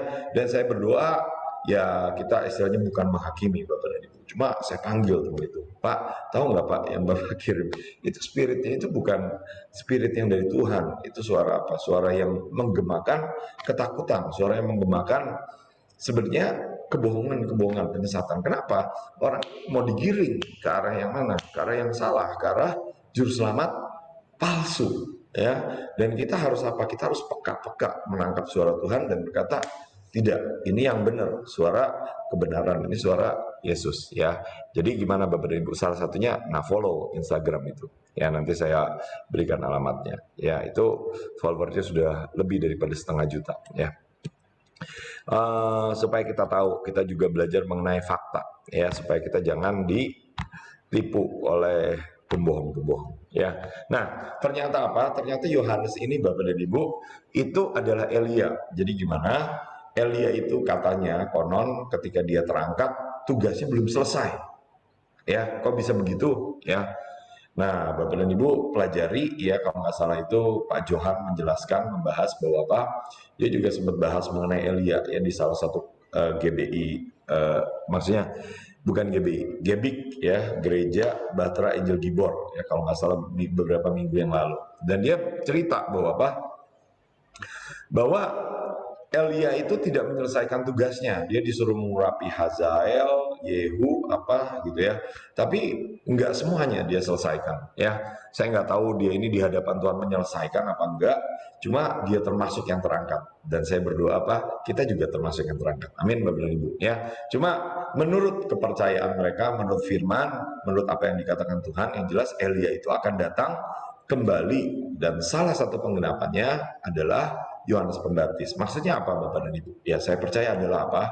Firman itu berkata bahwa menjelang akhir zaman akan ada roh dan kuasa Elia. Jadi hari-hari ini juga kita harus menyuarakan sebagaimana Yohanes Pembaptis menyuarakan pertobatan. Bagaimana orang itu harus menjauh dari dosa. Enak nggak kehidupan Yohanes Pembaptis, Bapak dan Ibu? Ya, terus terang aja, ya, terus terang aja, ya. Karena Bapak dan Ibu sekolah di kelas ini, maaf saya kasih makanan keras, ya. Kalau keselak dikit, ya udah deh, minum air, terus apa? Kunyah, ya. Jadi Yohanes sempat kecewa dengan Tuhan, ya. Dan Tuhan berkata, jangan engkau menjadi kecewa dan menolak aku. Ya, jadi kita jangan sampai kecewa dengan Tuhan, Bapak dan Ibu. Kita berurusan dengan Tuhan supaya apa? Kekecewaan kita dicabut, ya. Kemarin Bu Elisa sudah cerita panjang lebar bagaimana beliau ini cerita ya berurusan dengan guanya, berurusan mungkin dengan kekecewaannya, ya. Jadi saya berdoa apa? Kita bukan hanya mendengar, tapi kita juga praktekkan, Bapak dan Ibu. Kita bukan menjadi orang yang tidak menyelesaikan, tapi kita menjadi orang yang meneruskan dan menyelesaikan, ya. Dan hari-hari ini kita menyuarakan suara-suara kebenaran, sekalipun apa? Ya Yohanes ternyata akhirnya gimana? Ya dipenggal, Bapak dan Ibu, ya. Tapi nggak usah takut kalau kita punya firman Allah. Ya, kalaupun dipenggal, nanti akan memerintah lagi dalam kerajaan 1000 tahun. Dan kerajaan 1000 tahun itu tidak lama. Ya, Bapak dan Ibu, tinggal beberapa tahun terakhir ini. Ini adalah putaran terakhir sebelum pengangkatan dan perjamuan kawin anak domba, ya, 7 tahun tribulasi, dan Tuhan Yesus memerintah lagi pada kerajaan 1000 tahun. Ya, jadi bangun iman kita, jangan menjadi orang-orang yang kecewa. Nah, jadi gimana caranya membangun iman? Ya, ya renungkan aja firman-firman Tuhan, bahkan termasuk firman-firman yang keras. Ya, kenapa? Hari-hari ini suka nggak suka, Bapak dan Ibu, ini sedang terjadi, sedang digenapi. Ya, saya mungkin ke ayat sesudahnya dulu. Ya, tapi saya ingin bahas yang itu. Ya, ya sekali lagi, Bapak dan Ibu, saya harap Bapak dan Ibu siap untuk apa? Ya. Ini makan lalu pergi tidak makan tidak minum, ya, kelihatannya tidak makan tidak minum, ya, selama 40 hari 40 malam, ya. Jadi ini selama seperti apa? Seperti Musa, ya. Musa juga puasa 40 hari 40 malam lalu ke gunung Allah, yaitu ke gunung Horeb. Nah, ini saya berdoa Bapak dan Ibu, ya, ketika kita ini merindukan pengangkatan, menginginkan pengangkatan, kita jangan berpikir bahwa apa? Oh, pengangkatan itu semuanya enak-enak saja dan kita tiba-tiba terangkat. Ya, kenapa? Karena Elia ini merupakan satu, mungkin bahasanya prototipe, ya, contoh apa bahwa yang Elia hadapi itu tidak enak, ya. Salah satunya apa? Dia menghadapi 3,5 tahun kekeringan. Dia menghadapi di mana dia harus bersembunyi di Sungai Kerit. Dia harus berjalan 40 hari 40 malam tanpa makanan. Saya nggak tahu kalau mengenai minuman, ya. Dan saya ingin berikan satu kesaksian, ya. Kesaksian apa? Bapak dan Ibu mungkin tahu Steve Alfa, ya. Dan kesaksian ini saya jarang ceritakan, ya. Sebenarnya saya kemarin mau ceritakan di Jakarta, cuma akhirnya saya lupa gitu, ya, saya kemana gitu cerita yang lain. Nah, cuma saya rasa saya pengen bagikan, ya, supaya apa? Supaya sekali lagi menguatkan iman Bapak dan Ibu, ya. Jadi Bapak dan Ibu, hari-hari ini Tuhan bicara, ya. Bicara apa? Salah satunya siapkan apa? Siapkan 3 tahun ke depan. 3 tahun ke depan, kenapa? Karena ada masa di mana kita bisa menuai, tetapi setelah itu, masa itu, tuaian itu akan menjadi sangat sulit, ya, sangat sedikit, ya. Dan firman Tuhan juga berkata akan datang malam di mana orang tidak dapat bekerja, ya. Tadi saya sudah singgung bagaimana apa? Kegelapan ini sedang menjadi makin gelap, Bapak dan Ibu. Jangan berpikir hari-hari ke depan itu makin enak. Manusia akan cenderung menjadi lebih jahat, Bapak dan Ibu. Dengan apa? Dengan firman tadi, ya, kekelaman menutupi bangsa-bangsa itu sedang terjadi, itu sedang digenapi, ya. Tapi bagian kita menjadi terang, kita menyatakan terang Tuhan, ya. Sekalipun mungkin seperti Daniel juga harus masuk ke gua singa. Nah, jadi balik ke cerita mengenai Elia, ya. Jadi Bapak dan Ibu mungkin tahu dengan Bapak Steve Alfa, ya. Bapak Steve Alfa itu punya panggilan, ya. Panggilannya apa? Menjadi pemimpin yang mungkin mengadopsi dengan hati Bapak, ya, sehingga dia sebutnya ayah, ya. Istrinya itu disebutnya bunda, ya. Dan saya percaya bukan kebetulan, ya. Ini cerita sedikit, mungkin Bapak dan Ibu bingung, tapi saya harap Bapak dan Ibu tetap masih bisa menangkap, ya. Pak Steve Alfa itu waktu kemarin pembagian provinsi, dia dapat provinsi Aceh dan Maluku, ya. Nah, apa kesamaannya? Nah, saya itu merenungkan bahwa apa? Ini dua provinsi yang punya kesamaan dalam artian apa? Mereka ini tertolak, ya, terpengaruh dengan roh mungkin yatim piatu. Ya, buktinya apa? Salah satu buktinya mereka pernah mau merdeka. Ada RMS Republik Maluku Selatan, ada GAM Gerakan Aceh Merdeka. Jadi perlu ada hati Bapak, ya. Dan kesaksian itu ada kesaksian yaitu apa? Elia itu di surga itu sangat ingin menurunkan jubahnya kepada Pastif Alfa, ya, yaitu urusan Pastif Alfa. Tapi bagian kita apa? Bagian kita mengingini yang menjadi bagian kita, Bapak dan Ibu. Nah, saya ceritakan sedikit mengenai kesaksian saya, ya. Nah, waktu itu kita pergi ke 7 jemaat, ya. Saya buat singkat aja, maaf ya, supaya nggak ngelantur sana sini deh, ya. Nah, singkat cerita kita mengambil warisan 7 jemaat, ya, mengenai apa? Mengenai sumur-sumur, ya. Kok bisa begitu? Ya, baca bukunya warisan 7 jemaat dari Pak Petrus Agung Purnomo, dengarkan khotbah-khotbah lama, ya, dari beliau Pak Yusak mengenai warisan 7 jemaat dan mengenai sumur-sumur, ya. Nah, singkat cerita kita ke Efesus, ya, dan Efesus itu sumurnya sumur api, ya. Kok bisa begitu? Udah terima dulu lah, nanti kepanjangan jadi bingung, ya. Nah, singkat cerita Pastif Alfa itu sampai kepada satu amphitheater. Ya, amphitheater itu seperti apa? Amphitheater itu seperti bioskop, ya, tempat orang itu duduknya agak ada tangga-tangganya seperti stadion gitu, ya. Nah, itu mereka itu menampilkan pertunjukan tertentu, ya. Tapi ternyata ketika Pastif Alfa di situ, beliau itu dapat penglihatan. Ya, penglihatannya apa? Ternyata dulu, ya, di amphitheater itu yang dipertunjukkan itu adalah apa? Adalah orang-orang Kristen melawan singa. Ya, jadi Paulus itu berkata, aku pernah melawan binatang buas di Efesus. Ya, Bapak dan Ibu bisa cek, ya.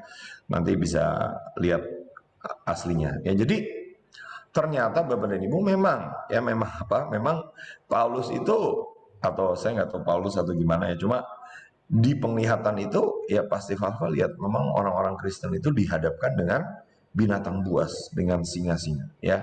Lalu apa? Ya, singanya dilepaskan, mereka diterkam, ya, singkat cerita ya udahlah, mereka ketemu Tuhan di surga, ya, atau di istilahnya di Firdaus gitu, ya. Nah, jadi Bapak dan Ibu, saya berdoa apa? Saya berdoa ini cerita ini bukan menakutkan Bapak dan Ibu, ya, tapi sebaliknya apa? Membangun iman Bapak dan Ibu. Kenapa? Kenapa kalau kita ini dengar cerita-cerita ini udah lama, ya, tapi mungkin Bapak dan Ibu baru, ya. Bapak dan Ibu saya nggak tahu juga biasa dengar gereja apa, hamba Tuhan apa, ya. Tapi hari-hari ini kita harus siapkan, ya, bahwa apa? Firman Tuhan itu akan menjadi semakin keras untuk orang-orang yang dewasa. Kenapa? Karena kita mempersiapkan diri untuk pernikahan. Ada nggak yang nikah anak-anak kecil? Nggak ada, ya, Bapak dan Ibu. Kalau anak kecil itu maaf kata namanya kitanan, ya. Tetapi kalau dewasa ya lebih kurang umurnya serupa, dan kita ini sedang apa? Sedang diproses. Untuk apa? Untuk menjadi serupa dan segambar dengan Tuhan. Amin, Bapak dan Ibu. Mau diproses? Ya, coba apa yang dialami oleh Tuhan Yesus, ya. Nah, renungan sedikit, ya. Jadi apa Bapak dan Ibu? Ini hari-hari ke depan di mana apa? Nanti akan ada waktunya di mana Alkitab berkata bahwa pembinasa keji akan menyatakan diri. Kapan? Ya, ini waktunya nggak lama Bapak dan Ibu. Dengan apa-apa yang terjadi sekarang ini, ya, percaya nggak percaya, itu tidak lama lagi, ya, tidak lama lagi. Ada apa? Ada sistem keuangan yang baru, ada sistem agama yang baru, sistem ekonomi yang baru, dan tanda binatang itu mulai dipaksakan. Ya, saya nggak tahu persisnya apakah kita ini sudah di surga atau belum gitu, ya, udah pengangkatan atau belum. Kita pengennya sih udah pengangkatan gitu, ya. Tetapi Bapak dan Ibu, saya berdoa apa? Kita siapkan diri kita apapun yang terjadi. Ya, kenapa? Ketika firman itu terjadi, firman Tuhan itu memberi catatan, yaitu apa? Para pembaca hendaklah memperhatikannya. Ya, sebagaimana dinubuatkan oleh Nabi Daniel, orang-orang Yudea hendaknya apa? Hendaknya melarikan diri ke pegunungan. Ya, jadi Bapak dan Ibu, saya berdoa apa? Saya berdoa kita menyiapkan diri kita, ya. Jangan apa? Jangan menjadi orang yang kecewa, ya. Saya pikir pengangkatan sekarang, ya, semuanya enak-enak diangkat, ya. Pak Yusak enak-enak diangkat, ya. Tapi kok ini ada masa-masa seperti ini? Lalu jangan kaget juga Bapak dan Ibu. Kenapa? Ya, firman Tuhan itu berkata kemuliaan Tuhan adalah menyembunyikan segala sesuatu. Ada hal-hal yang Tuhan sembunyikan. Bagian kita apa? Menyiapkan iman kita, membangun iman kita. Ya, untuk apa? Nah, ya, Bapak dan Ibu siapkan, ya. Kalau hal itu terjadi, bahwa apa pembinasa keji menyatakan diri. Nah, Bapak dan Ibu mau kemana ya? Jadi ada konsep yang Tuhan itu nyatakan kepada Ibu Panglima, yaitu apa? Konsep desa mandiri. Di mana apa? Di mana desa itu, di desa itu Bapak dan Ibu bisa makan, bisa minum, ya mungkin ada apa? Ada kolam ikannya, ada mata airnya, ya nanam singkong misalnya ya. Dan nunggu Tuhan sampai Tuhannya datang ya. Jangan berpikir bahwa apa? Berpikir bahwa semuanya enak-enak saja, kita di kota dan apa? Nyaman-nyaman aja tahu-tahu diangkat. Ya, boleh berpikir seperti itu, boleh Bapak dan Ibu, nggak ada yang melarang. Tetapi saya berdoa kita menyiapkan hati supaya apa? Supaya kalau Tuhan izinkan hal itu yang terjadi, kita termasuk orang-orang yang siap, bukan menjadi orang-orang yang kecewa. Kenapa? Contohnya jelas, Elia mengalami masa di mana 3,5 tahun tidak ada hujan.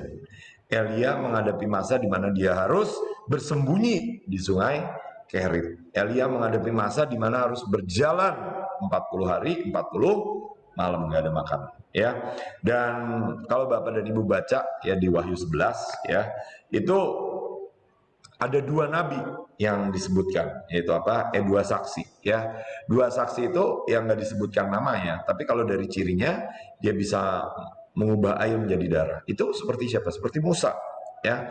Dan yang satu lagi bisa menutup langit. Itu seperti siapa? Seperti Elia ya. Dan buktinya apa?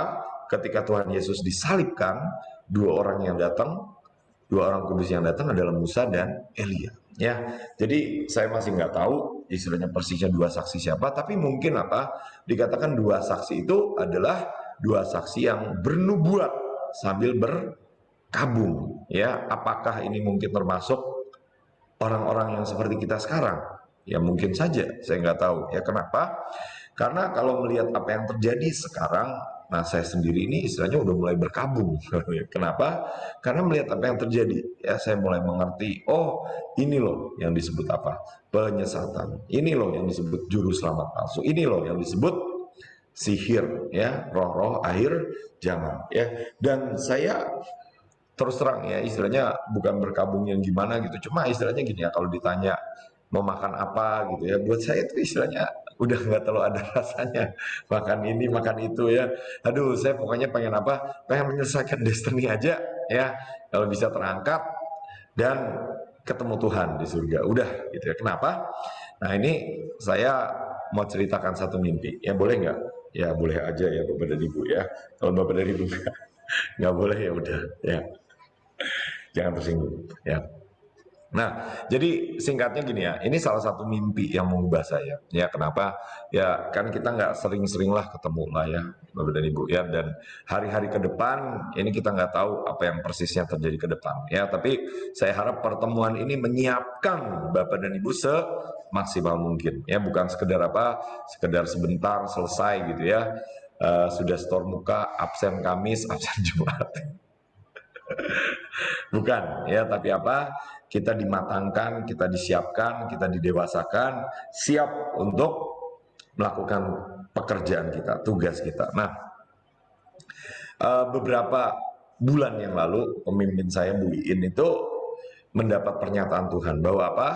Saya ini masih seperti diikuti roh-roh nenek moyang ya, atau ada kecenderungan-kecenderungan yang menghambat saya untuk masuk dalam rencana Tuhan, menghambat saya untuk mungkin masuk dalam pengangkatan ya, mungkin ya.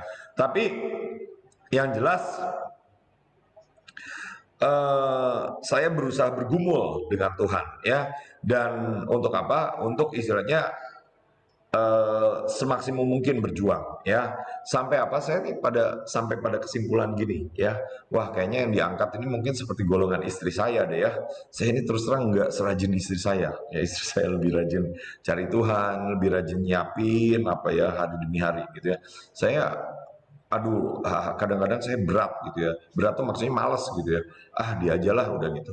Nah, sampai pada suatu saat ya suatu saat itu saya dapat mimpi. Ya di mimpi itu saya mungkin sudah pernah ceritakan beberapa kali, tapi izinkan saya saksikan untuk mengulangi, untuk membangun iman bagi Bapak dan Ibu. Ya, nah di mimpi itu apa yang terjadi? Nah di mimpi itu singkat cerita saya mengalami masa di mana saya tidak diangkat, ya, dan tadinya saya berpikir bahwa saya itu kuat kalau nggak diangkat Bapak dan Ibu. Bahkan saya berpikir apa, ya udah istri saya diangkat, saya di sini dulu. Kenapa? Saya menyelesaikan tugas saya dulu. Ya mungkin apa, mungkin upah saya bisa jadi lebih besar gitu, misalnya gitu ya. Ya, saya jujur aja menghayal seperti itu ya, bermimpi seperti itu. Nah, jadi saya pikir saya kuat, nah, untuk nggak diangkat. Nah, terus di mimpi itu ya saya dikejar-kejar, akhirnya gimana ketangkep, masuk ke camp, ya Bapak dan Ibu, ada banyak cerita-cerita mengenai akhir zaman, film-film mengenai akhir zaman, dan mungkin kalau ada waktunya saya tunjukkan juga, ya supaya apa? Supaya hari ini Bapak dan Ibu siap menjadi orang-orang yang diangkat, siap diangkat, ya. Nah, apa yang terjadi?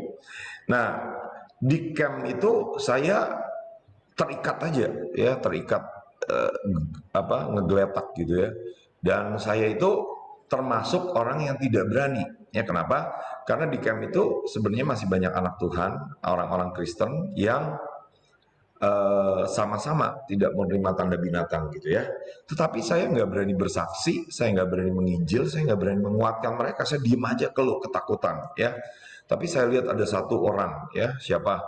Pastor Joner ya. Pastor Joner itu bersaksi aja dengan berani. Rupanya apa? Rupanya dia udah diputusin nih istilahnya urat takutnya gitu ya. Dia nggak punya ketakutan sehingga dia bisa bersaksi ya. Sementara apa? Saya masih berjuang, bergumul sehingga saya jadi takut. Nah singkat cerita apa? Nah singkat cerita selesailah masa itu dan saya lapar ya, dan saya mau cari makan, dan di camp itu makanan yang diberikan itu sangat sedikit sehingga saya kelaparan ya, dan hampir nggak ada gitu makanan yang diberikan, dan saya harus mengais-ngais makanan di tempat sampah ya, di gerobak sampah. Masih tergambar ya, Bapak dan Ibu mungkin tahu ya, zaman dulu ya, atau istilahnya zaman saya kecil mungkin beberapa tahun lalu, gerobak sampah tuh yang modelnya seperti gerobak oranye, nah setengahnya tertutup ya, setengahnya tertutup, setengahnya itu kawat silang-silang dicat oranye. Nah saya harus cari makan di situ ya, dan di tempat itu makanan yang ada adalah sampah-sampah. Seperti apa? Seperti tulang ayam ya, singkat cerita tinggal apa, tinggal dagingnya sepotek-potek gitu ya, dan banyak lalat, bau gitu ya. Dan saya ketika lihat itu, saya tuh langsung bisa bilang gini ya, Tuhan kalau gini caranya saya nggak kuat, saya mati aja ya. Lebih kurang saya bisa mendengar suara hati saya bicara seperti gitu. Kenapa? Karena kalau nanti dikejar-kejar pasukan antikris, saya pasti akan menyangkal. Saya cukup yakin saya akan menyangkal. Jadi gimana ya, saya berusaha istilahnya minta sama Tuhan supaya saya mati aja ya. Dan ternyata Bapak dan Ibu, nah saya mau menunjukkan klip buat Bapak dan Ibu lihat ya. Di klip ini apa, klip mengenai akhir zaman. Saya mungkin sudah posting linknya, tapi kalau di posting linknya saya nggak yakin apakah Bapak dan Ibu nonton, tapi izinkan saya menampilkan ya, supaya apa, supaya kita menjadi orang yang siap ya, untuk apa, untuk hari-hari terakhir di akhir zaman ya. Sebentar saya siapkan dulu ya. Terus apalagi Bapak dan Ibu poin yang bisa kita pelajari dari Elia ya. Ternyata Bapak dan Ibu, kalau Bapak dan Ibu renungkan ya, ketika Elia bernubuat ya, itu bangsa Israel itu sedang jatuh dalam penyembahan berhala ya. Buktinya apa? Buktinya 3,5 tahun tidak ada hujan turun, langit tertutup. Karena apa? Karena mereka berdosa ya. Jadi ini saya coba saya tampilkan.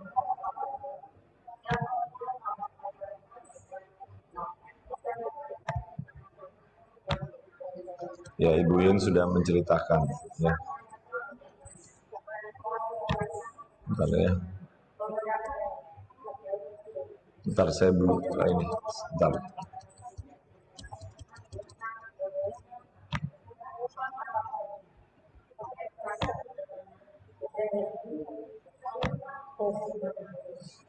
Ya, bisa. Ilah denganku. Masa pemerintahan antikristus. Ya, saya harap Tiba-tiba Bapak Ibu trompet bisa. berbunyi, dia pun melihat malaikat-malaikat Tuhan sedang meniup trompet. Banyak bayi-bayi, anak-anak, wanita, dan pria terbang ke cahaya terang. Ya, ini Yesuslah penghasatan. cahaya terang di angkasa. Banyak orang berteriak sangat keras di mana-mana. Beberapa dari mereka tidak Ya, mengerti setelah kemana mereka pengangkatan, harus pergi. orang-orang itu Banyak jadi yang rusuh. membuat laporan kepada polisi dan di antara masyarakat tentang kehilangannya kerabat dekat, teman, atau kolega. Ada kekerasan di mana-mana, dan yang dipukuli, terluka, menjadi banyak di rumah sakit. Dan banyak yang meninggal pada saat itu. Tuhan berkata kepada pria ini, "Pergilah denganku." Dia pergi keluar rumah dengan Tuhan. Ada kerumunan dari orang-orang Kristen yang tertekan, berdiri di depan gereja. Mereka ingin bertemu dengan pastor mereka di sana. Tapi sebagian pastor sudah pergi bersama Yesus. Banyak juga pendeta yang tidak terangkat, karena mereka masih berjalan di kegelapan. Orang-orang Kristen ini dengan sangat serius berlutut dan berdoa, menangis dan meratap. Pendeta dan penatua gereja menyemangati orang-orang Kristen yang tertekan ini dan untuk tetap berdoa dan berseru pada Tuhan. Sekarang seluruh dunia adalah milikku. Aku dapat melakukan apapun yang aku mau. Aku bebas. Siapapun yang ingin diselamatkan, kalian bebas untuk datang kepadaku. Akulah penyelamat itu sekarang. Dan jika kamu menyembahku, kamu akan bebas. Orang-orang yang tertekan percaya bahwa itu adalah Yesus sehingga mereka menyembahnya. Lihat, orang-orang Kristen menerima tanda 666 sebagai lambang dari binatang di dahi mereka. Kamu bukanlah juru selamat, kamu adalah penipu. Mereka mencoba menghardik untuk mengusir penyelamat tadi di dalam nama Yesus. Aku yang menolongmu untuk menjalani relasi perzinahan dengan wanita-wanita anggota gereja ini. Kamu orang-orang munafik, kamu seharusnya menyembahku. Kami menolak untuk menyembah engkau.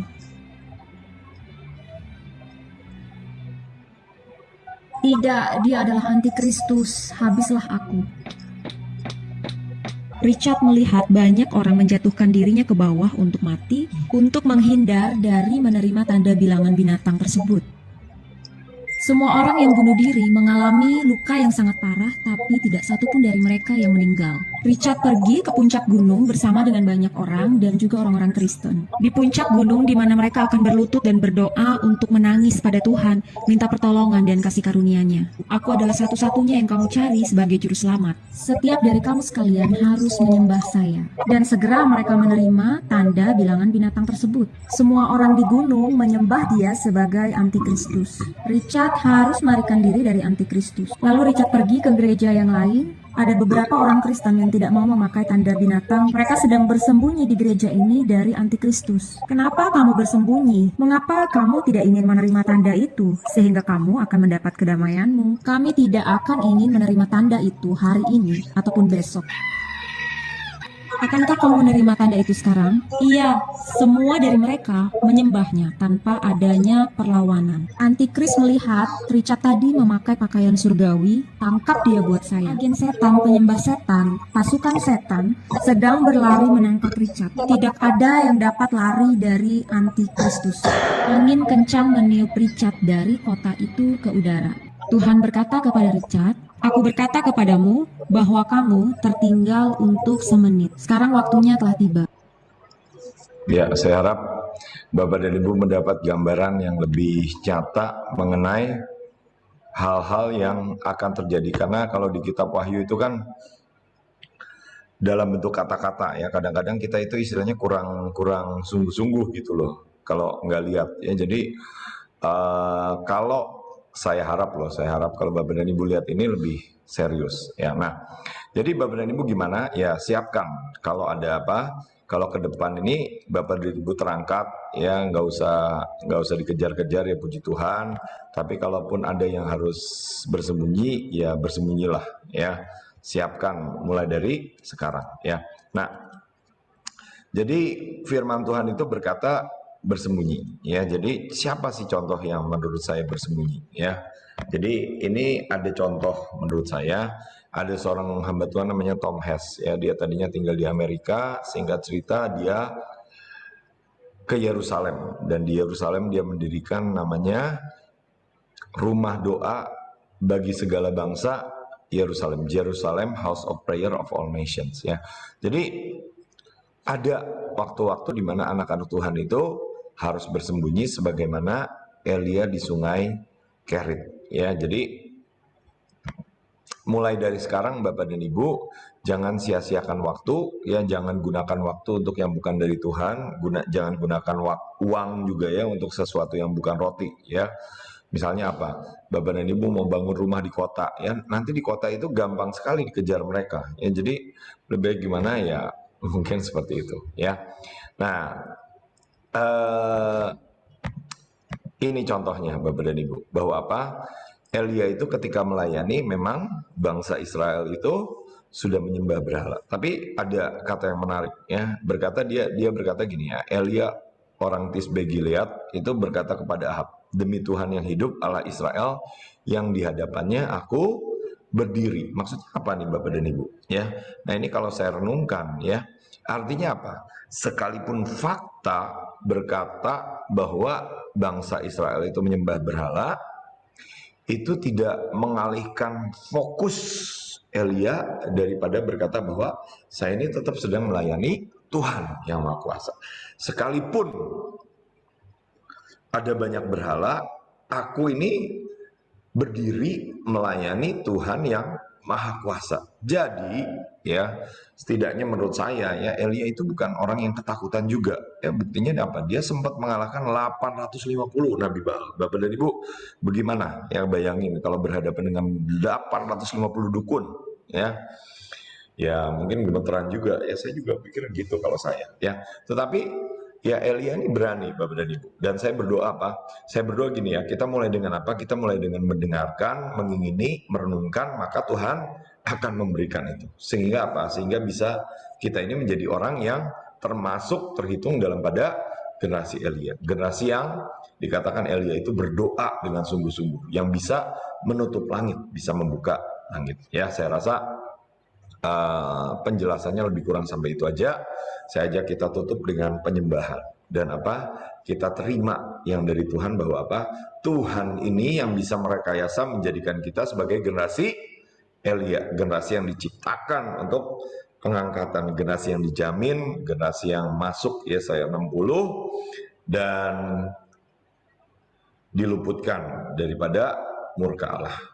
Bisa masuk dalam perjamuan kawin anak domba ya. Koroto sandaya ramara-bara base.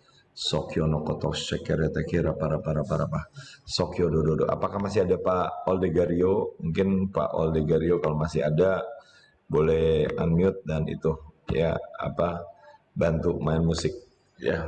Kalau masih ada, saya rasa lagu apa ya menggambarkan Elia nih. Koroto sekere. Syakareta ada. Saya ingat lagu ini di hadapan tahta kudusmu. Ya kenapa? Karena mungkin ya itu ya Elia membangun mesbahnya di hadapan Tuhan semesta alam. Di hadapan tahta kudusmu, ku tersungkur menyembahmu, persembahkan doa dan pujian bagi anak domba.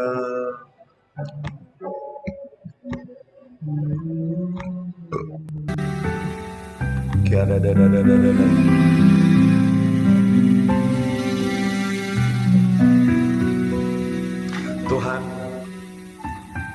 hamba percaya Tuhan, sebagaimana Engkau berjanji, Engkau melepaskan roh dan kuasa Elia untuk di akhir zaman, untuk membalikan hati bapak-bapak kepada anak-anaknya dan hati anak-anak kepada bapak-bapaknya.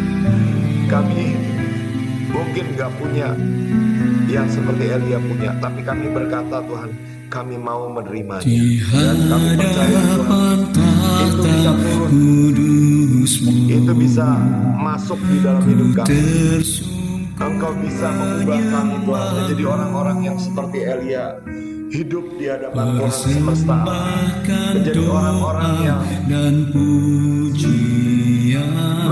mengerti cara mendirikan mesbah sehingga langit itu terbuka, orang-orang yang berdoa dengan iman, dengan kesungguhan hati, sehingga doa kami juga dapat menutup langit sebagaimana Elia berbuat untuk langit tertutup. Kami berdoa Tuhan, kami menjadi orang-orang yang kuat Tuhan, orang kekuatan yang daripadamu, sekalipun harus 40 hari 40 malam pergi ke gunung Horeb, pergi ke gunung Allah, orang ke gunung, orang kekuatan yang dari Tuhan.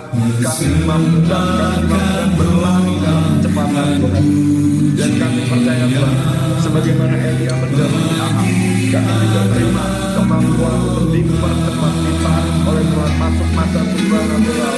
Biar Tuhan, dalam hidup kami ada roh dan kuasa Elia. Dalam hidup kami Tuhan ada kuasa untuk memberi rumpuan, sekalipun itu harus sambil berkata, tetapi ada kuasa untuk mengubah air menjadi darah. Ada kuasa untuk membuka dan menutup langit. Ada kuasa untuk menghadapi nabi-nabi Baal dan nabi-nabi Asyera. Ada kuasa Tuhan untuk mempersembahkan yang terbaik di hadapan Tuhan, sebagaimana Elia mempersembahkan air di masa 3,5 tahun kekeringan. Buat kami Tuhan menjadi orang-orang yang mengerti. Mungkin ada waktunya kami tampil bernubuat di hadapan raja-raja, tetapi ada waktunya juga kami bersembunyi di sungai Kerit, bersekutu dengan Tuhan, hidup dalam pemeliharaan Tuhan, yang memelihara dengan mujizat melalui gunung gagak, melalui jalan dari Safat. Mari Tuhan, kuatkan kami Tuhan, jadi generasi supranatural, generasi yang hidup di hadapan Tuhan.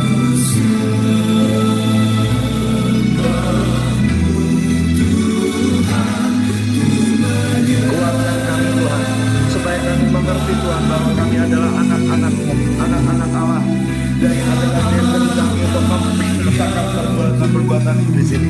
Kami bukan menjadi orang-orang yang ketakutan, orang-orang yang kepimpinan, orang-orang yang kalah, tapi orang-orang yang berjalan di hadapan Tuhan semesta alam, orang-orang yang hidup di hadapan Tuhan semesta alam. Mata kami dibuka untuk memandang Engkau, sebagaimana Elisa dibuka memandang Tuhan dan mengerti ada begitu banyak malaikat yang menyertai kami, memenuhi pegunungan, dan kami disertai Tuhan, disertai oleh malaikat-malaikat Tuhan, disertai oleh kuasa Tuhan yang tidak terbatas dari surga. Koroto syada dadadadadadada syakayana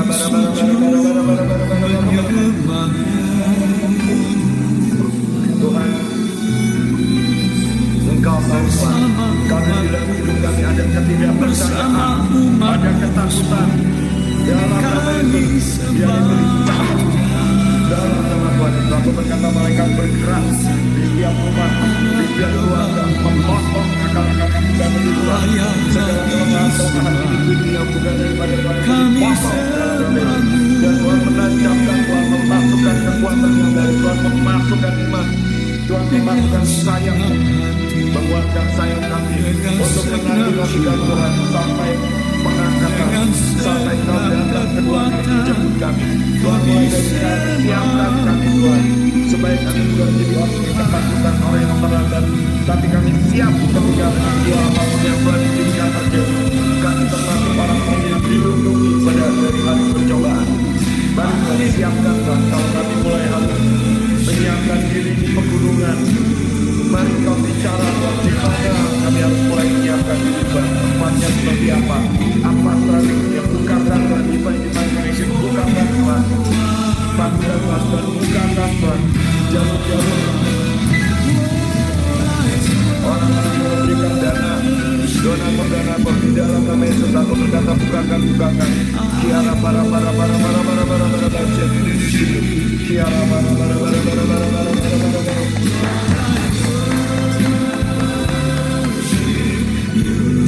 dalam nama Tuhan Yesus, aku katakan sekali lagi, kutub-kutub turunan dipotong.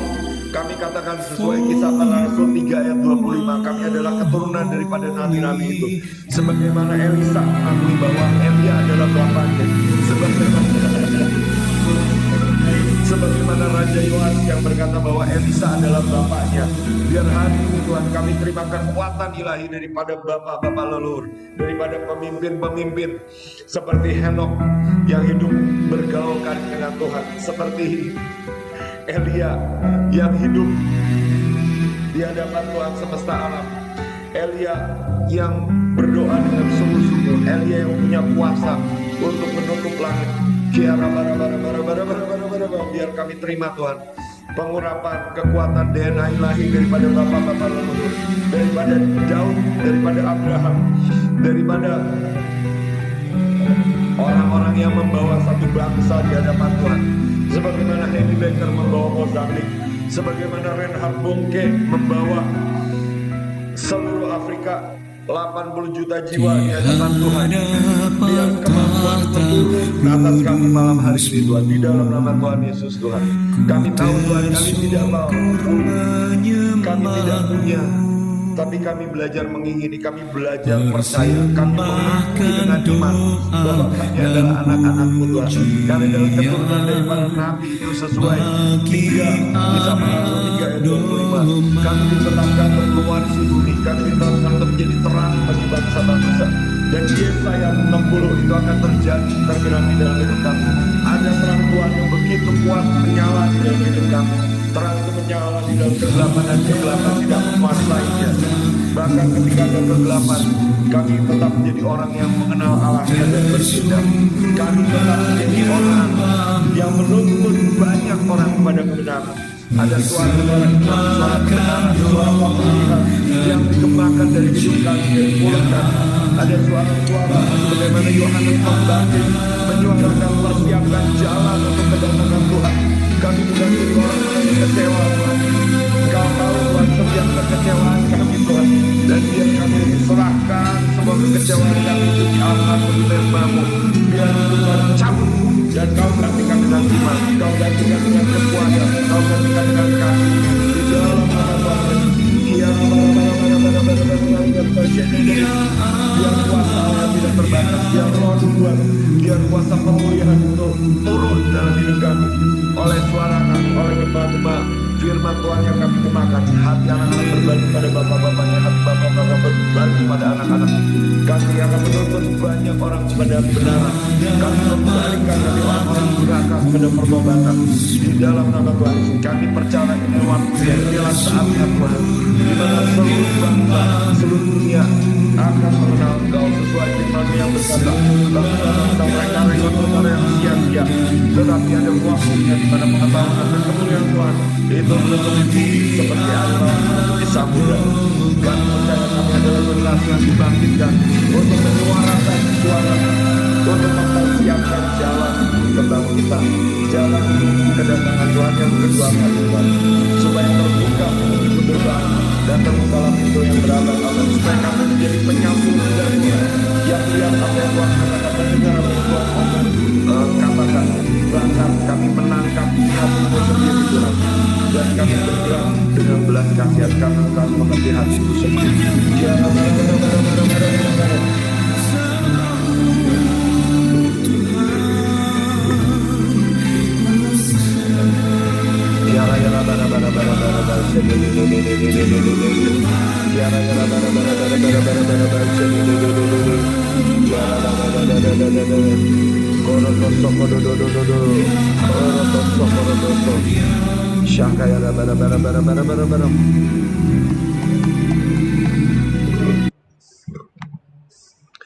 Berikan ku hati seperti hatimu yang penuh dengan belas kasihan.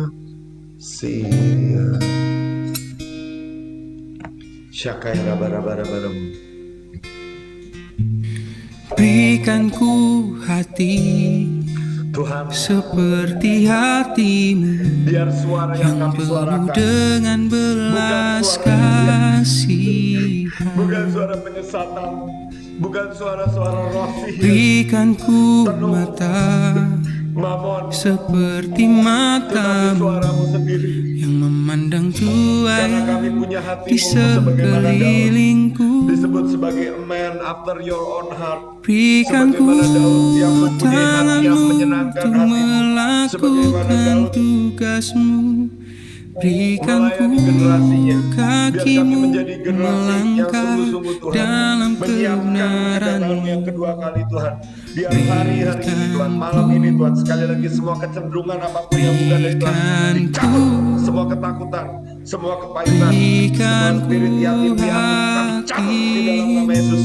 Tuhan memberikan kami roh adopsi. Tuhan memberikan kami kemampuan untuk membangun, kemampuan untuk menguatkan, kemampuan untuk berhubungan dengan Tuhan sebagai anak dengan Bapa. Tapi juga kami juga mampu untuk mengadopsi orang lain. Kami mengadopsi kota-kota, kami mengasihi kota-kota dan naik sebagai Bapa Berikan ku di dalam hati seperti seperti hatimu belas hati yang penuh dengan belas alirkan di dalam nama Tuhan kasihan. Yesus. Koroto syakaya raba. Biar iman kami Berikan ku dikuatkan, iman kami mata dibangkitkan. Kami juga seperti matamu kami ikat, kami habisi memandang semua spirit-spirit tuai yang bukan dari Tuhan, di spirit-spirit Hindu, sekelilingku. spirit-spirit mamon, spirit-spirit naga. Kami ikat, kami bungkam di Berikan dalam nama Yesus. Kami berdoa dengan kekuatan yang tanganmu ilahi. untuk Ada ketepatan, ada melakukan guru kenabian, tugasmu. suara pemulihan, guru Berikan kesembuhan yang ku disuarakan. Dan itu akan kakimu membuka langit, itu akan melangkah menghabisi, dalam membuka, menahan kebenaran. sangkakala iblis. Dan guru-guru yang dari Tuhan itu bersuara makin kuras. Guru pertobatan itu membangkitkan gereja Tuhan, membangkitkan umat Tuhan. Terima kasih Tuhan, terima kasih Tuhan. Di dalam nama Tuhan Yesus, kita semua yang percaya dan diberkati berkata, Berikan Amin. ku tanganmu untuk Amin.